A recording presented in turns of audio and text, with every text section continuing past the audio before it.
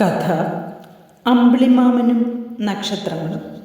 രചന ശ്രീമതി ശിശിര രാമനാട്ടുകര.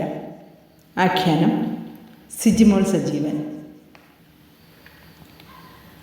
അമ്പിളിമാമ, നമ്മൾ തമ്മിൽ രാത്രി എന്നും കാണാറുണ്ടല്ലോ.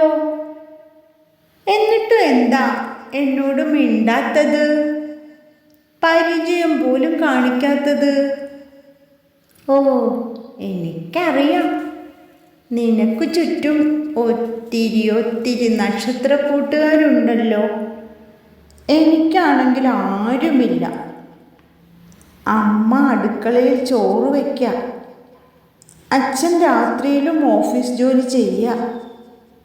ഈ വലിയ വീടും ഞാനും മാത്രം നിന്നെ നോക്കിയിരിക്കുക.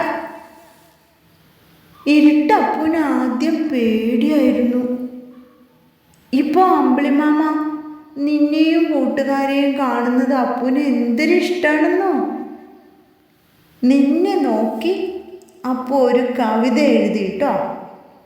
നീ പകല് കൂടി വരികയാണെങ്കിൽ സ്കൂളില്ലാത്ത ദിവസം അപ്പൂനൊരു കൂട്ടാവുമായിരുന്നു. അപ്പൂന് കളിക്കാൻ കൂട്ടില്ല. നീ കണ്ടില്ലേ ചുറ്റിലും മതിൽ കെട്ടിയ വീടുകൾ? അതിലൊക്കെ എൻ്റെ സ്കൂളിലെ കൂട്ടുകാരാ. ആരെയും വീട്ടുകാർ പുറത്തു വിടില്ല. മഴ നനയാനോ വെയിൽ കൊള്ളാനോ വിടില്ല. പനി വന്ന് മരിച്ചു പോവത്രേ. അങ്ങനെയൊന്നും ഇല്ലെന്നേ, വെറുതെ പറയാ അല്ലേ അമ്പിളിമാമ? നിന്നോട് ഞാനൊരു രഹസ്യം പറയാം. ആരോടും പറയല്ലേ. ഞങ്ങളുടെ തറവാട്ടിലെ മുത്തശ്ശിക്ക് 10 മക്കളുണ്ടായിരുന്നു. എൻ്റെ അമ്മ! മുത്തശ്ശനും അവരുടെ അച്ഛനും അമ്മയും 10 മക്കളും അവരുടെ മക്കളും. എന്ത് രസമായിരിക്കുമല്ലേ? അപ്പൂന് കളിക്കാനും കൂട്ടുകൂടാനും ഒരു അന്യം പോലുമില്ല. അപ്പുമോനെ, നീ എവിടെ? ഹോംവർക്ക് ചെയ്തോ?